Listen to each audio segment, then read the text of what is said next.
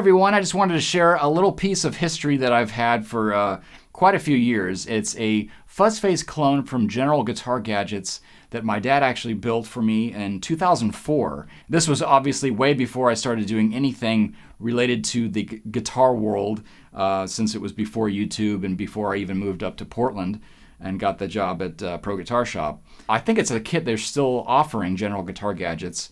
They call it the Boutique Fuzz Face, so it's a 4-knob fuzz face giving you the bias and contour knobs for your tweaking enjoyment. In my experience, the sweet spot has always been to have Q1 germanium transistor be, somewhere 80-90 range, and Q2 be a lot higher, like, say towards 120 or 130.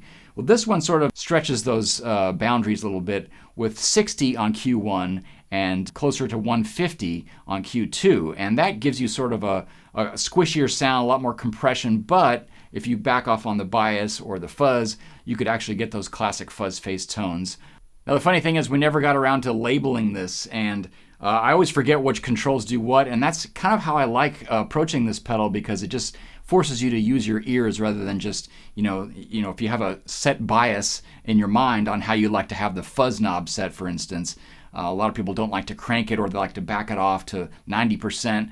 Since I can never really remember which one is fuzz, I just kind of, find some really cool sweet spots that I probably wouldn't find if they were labeled. So enough talk. I just wanted to show you some cool sounds that I get out of this black box. And I'll start with pretty much everything maxed, and then I'll back off on some of those interesting controls like the bias and contour.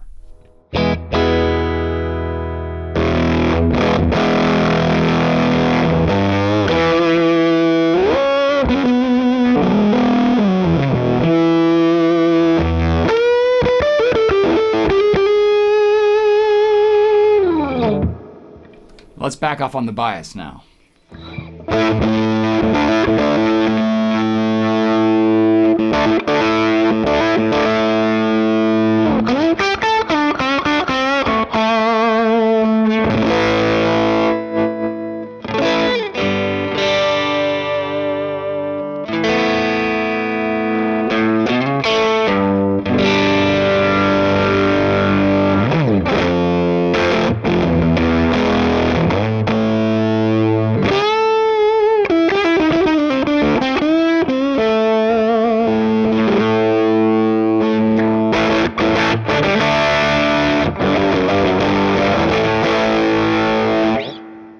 So if I was playing a humbucker-equipped guitar, I would definitely back off on that bias knob to sort of clear up the muddiness I'd get from those humbucking pickups. Let's try the contour knob.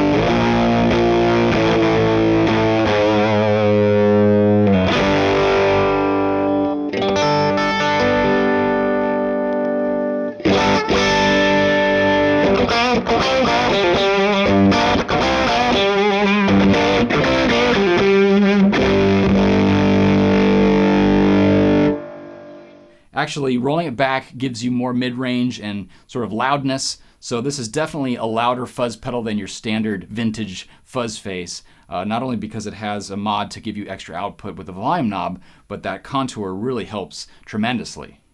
Alright, so I'll just show you a couple more examples with a Les Paul, which is usually what I'd play. In the old days I didn't even have a Strat, I just had a lot of Les Paul style guitars that my dad was building, and I really just like the sound of humbuckers overall. And this fuzz really made me like germanium fuzz faces, because before, I tried out some other fuzz pedals, and they just didn't have the output or the clarity to get through a band. So this was a really a big eye opener for me.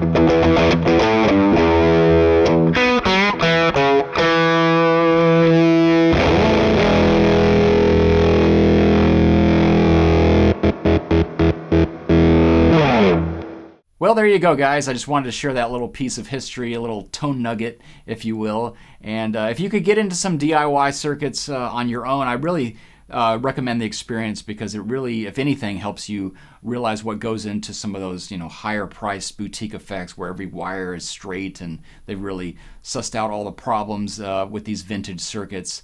So it's definitely something I recommend, even if you do it a couple times. And it's a pretty cheap thing. I think this kit was about 50 or 60 bucks way back when. And I don't think General Guitar Gadgets charges much more today. So check those guys out, and Small Bear and Build Your Own Clone are some other great ones. And you walk away with a pedal that you've built with your own hands. So, thanks for joining me today, and I'll see you for another Andy demo.